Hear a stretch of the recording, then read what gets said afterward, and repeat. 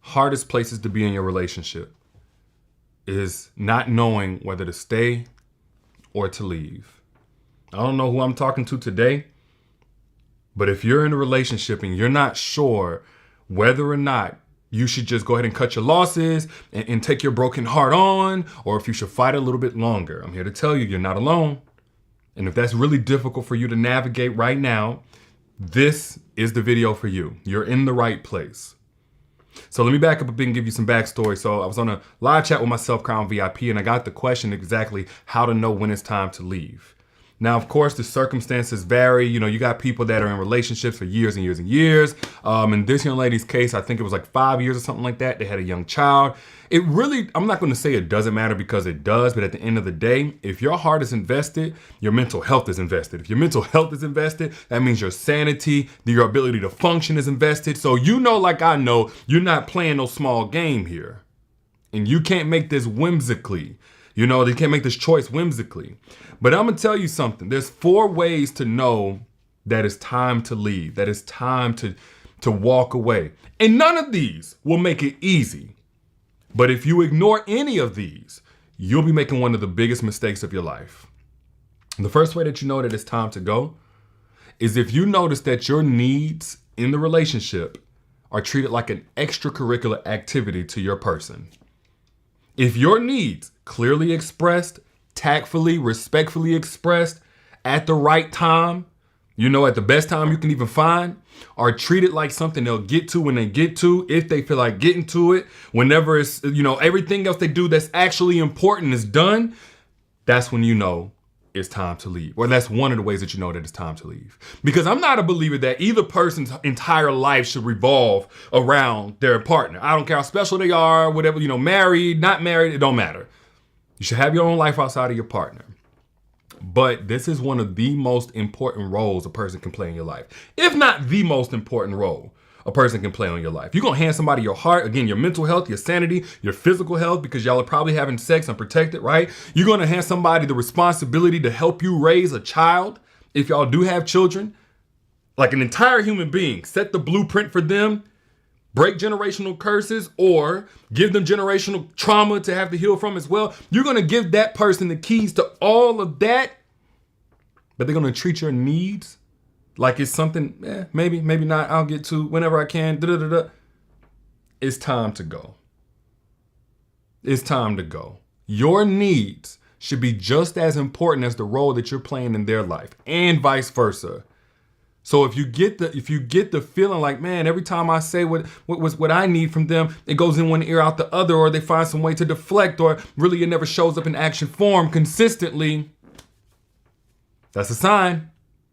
That's a sign. Now, that's not the only sign. So don't think that, the moment that you see this present itself, it's time to go. Another thing that lets you know it's time to leave is when repair is an inconvenience. And what I mean by that, okay, first off, this is what repair is. And I think this is the single most important and deciding factor as to whether or not a relationship can last. The single most, not intimacy, not sex, not even religiously being equally yoked, but the ability to repair, which is the ability to come back after conflict and re-engage in intimacy and rebuild whatever trust was lost. Repair, basically conflict resolution. If repair is an inconvenience in itself, or in the way that will be most effective, it's time for you to go. Let me break that down a little bit more. You guys have an argument. You guys have a falling out. You said something that he ain't like. He say something that you ain't like, whatever. And he doesn't want to talk about it. Or if he does want to talk about it, he wants to do it his way or the highway. He's not interested in a more effective way to communicate with you. He's not open-minded to, hey, let's get a third party involved. Let's watch a YouTube video because there's great resources on there. Let's go get a course. Let's go get a book. Let's go to church. He's not open to anything other than the way that he knows how to do things. Meaning effective repair is now an inconvenience for him. Being better in his repair, growing in that aspect is an inconvenience, or doing it at all is an inconvenience. He's cool with the wedge just staying there. He's cool just going to sleep in the guest room. He's cool with it. He's cool with you beating yourself up and being in shame until you just come begging for another chance. He's cool with it. He just wants it to be an opportunity to have makeup sex, but he doesn't want to actually have true repair in a relationship. It's time for you to go. You cannot make it with anybody who does not have the ability to either repair in the relationship, resolve conflict, or grow in that capacity, because you do have people that come in and they don't know what they're doing. They've never seen it done correctly, but foundationally, they're willing and they're able to adapt something new in how they repair. I've seen people come back from the worst situations. I'm talking about all the deal breakers in the world, and I would never ever tolerate that. But the common denominator is that they had the ability to repair. And the same thing goes vice versa. I've seen people break up entire homes, families, years and years and years and years over something so small, but they did not have the ability to repair. If you or your partner do not have the ability to come back after whatever disagreements you have, either by way of like sudden death, that relationship is going to die, or similar to a terminal illness, that relationship is going to erode until there's nothing left. No friendship, no intimacy, no reason to even be together. Every little argument is going to pile up and snowball until you two resent each other, hate each other, maybe start sabotaging each other. And God forbid if you have kids that are seeing y'all do this and that's becoming their normal. So if you or your partner don't have the ability to repair, it's time to go. Also, 3, and this is where a lot of this also comes down to, if you have maxed out your threshold for grace, it's time to go. It's time to go. Now, what is a threshold for grace? This is the amount of time you can go without a particular need being met or a particular standard being risen to without you becoming a lesser version of yourself in a relationship. I'm not one of those people that believe that everybody is just their best self 24/7. We all got a dark side. I know I do. So if your dark side is going to come forth, right, because you've been waiting out this person's process in a major area of the relationship that matters to you, but your dark side is going to come forth, it's time for you to leave. And this is something I wish I knew in my younger years, and I don't hear this talked about enough, because everybody want to believe they're the best version of themselves 24/7. That's not true. Ladies, be real with yourselves. There's a version of that man, or there's a way that he can operate that will bring out a version of you that you're not even proud of, that talks to him crazy, doesn't respect him, is repulsed by him, doesn't want to have sex with him, or meet any of his sexual needs, doesn't want to cook for him, clean for him. You're just not your best self in that relationship. Whatever your threshold for grace is, this ain't about repair. This is one of those things where you know this person has this flaw, or you realize that they messing up in this area, they're falling short, and the clock starts ticking. Whatever amount of time is on that clock is your threshold for grace. So let's say one area for you that's really important in a relationship is financial stability, financial provision, right? But your man right now, he needs you to cover some bills. He needs some money from you, okay? Your threshold for grace clock is immediately ticking at that point. Whatever, if it's a year that you can go while still treating him like the man that you know he is, treating him according to his plan and his work ethic. If it's 2 years, 3 years, that's your threshold for grace. Once you get past that, don't stick in there because once upon a time you did and you feel like it's the right thing to do. If you know what's coming forth now is a version of you that feels so unsafe, you can't even look at him the same. That's talking to him crazy, talking down to him. Or maybe an aspect of your relationship is sexual needs being met, but his libido ain't high. His testosterone is low. He has ED, whatever. We grown folks here. However long you can go without your sexual needs being met before your eyes start wandering, before you start getting a little lippy with him because you walking around sexually frustrated, you got to establish that before you even get in a relationship. And once that threshold is hit, you got to be the one to say, hey, look, I'm not saying that you're just this horrible person, but I know my needs are no longer being met here. And I don't want to become the version of me that I could be if I stay here and I try to force this. And one more way, and this is really important as well, and it's more relevant now because of social media, but one more way that you know you need to leave is if the person that you look at as irreplaceable has begun treating you and talking to you like you're expendable. And the reason why I say this is because social media, the internet period, gives us all so many options. It gives us the illusion of so many options. Actually, a mentor of mine, Paul Brunson, was just talking about a study that he saw that said that in years past, there were way less options available to like our grandparents, but the satisfaction with their choice was much higher, as opposed to now, because of dating sites and Instagram and this, that, and the other. The amount of options is astronomically higher, but correlatively, the amount of satisfaction with our choice is actually lower. So now what we have is a lot of relationships where, especially if the person is desirable, you got a man that got some money, you got a woman with some good looks or whatever. It's this thing where it's like, okay, you're expendable. You can get out of here anytime you want to. And that comes from a place of the person trying to feel safe, but also a person that can be disillusioned by how many options are constantly waiting for their opportunity. You know, the DMs is full, Tinder is full, whatever. And this starts in the dating scene. This is where a lot of people are going to start disagreeing with me, and that's fine. But this is why I do not believe casually dating for a serious relationship. I don't. I believe in courting. And this is, again, something I had to learn through personal experience as well as professional observation. But casual dating, let's go ahead and, as a side note, let's go ahead and talk about this. Casual dating is for people who do not want anything serious. If you dating somebody, third, fourth, fifth, sixth date, and it's cool with them to be with or go and date whoever and sexually engage with whoever and split attention and time with whoever, and you do the same, that is not setting you up for success in a long-term relationship or marriage. Casual dating is for people who are at a point in their life where, you know what, a little companionship, a little bit of romantic sexual needs would be nice, but not really going to play an integral part of my whole life and what I'm trying to build.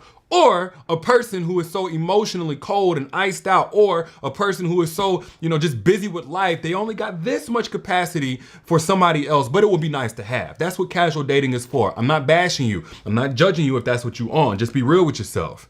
But if you want something real, you should be courting. Now, what's the difference? Courting is going to be a lightweight type, like diet version of a relationship in terms of the focus. Because this is what happens whenever you casually date for a serious relationship. You're basically having a tryout for a person playing soccer. You're going to have tryouts for this person. You have a workout where they're playing soccer. Just to say, okay, now I'm ready to sign you a contract to play Major League Baseball. Completely different sports. In soccer, you just kicking the ball. Y'all just sharing the ball. Maybe you score, maybe you don't. Woo, big whoop. But in baseball, you got one batter, one pitcher, one swing at a time. You're trying to hit a home run. And there's so many people who are, vetting a person in soccer just to sign them in Major League Baseball and wonder why they lose or they forfeit whenever it comes time to play that game, because y'all was never practicing for that game. But courting, whenever you guys have like a focus on each other, because this is, again, the most important role a person can play in your life. I don't know how anybody, myself included, ever thought we could do this and vet somebody for this type of role while splitting our attention amongst other people at the exact same time. But it's foolish. And it's a setup.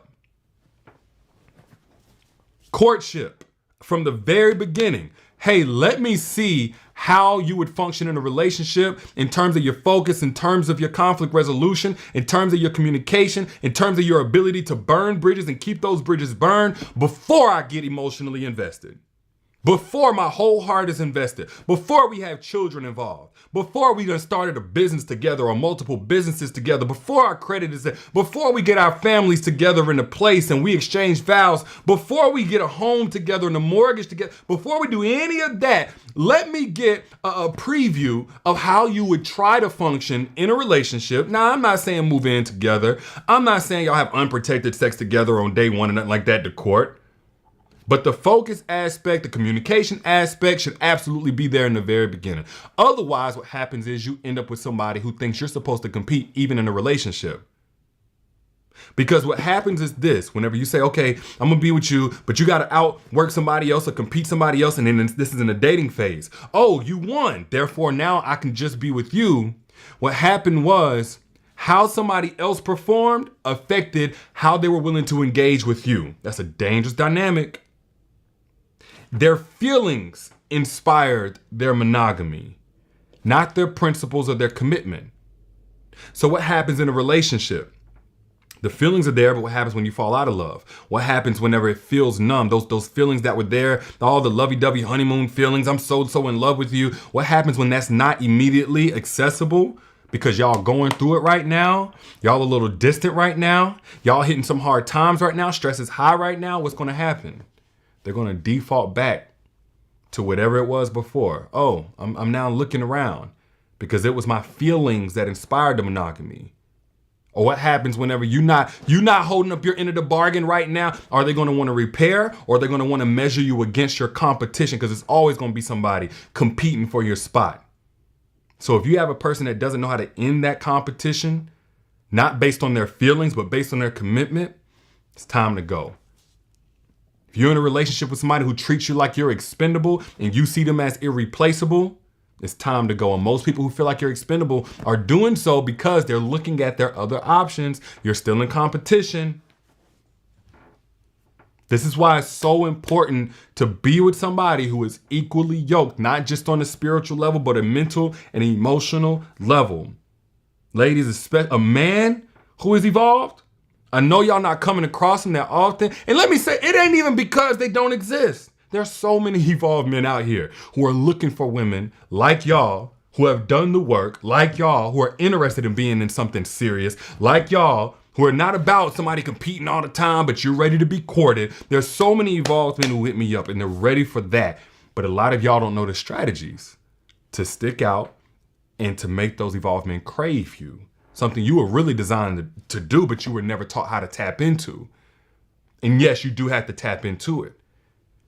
Now, if you don't know what I'm talking about whenever I say that, but you want to know, you want to learn, you're in position, you're ready for an evolved man, I actually already gave those strategies out for free on my masterclass, Secrets to Making Evolved Men Crave You. If you have not gotten access to that yet, click that link that you see pinned right here. Go ahead and register for your free spot so you don't miss it.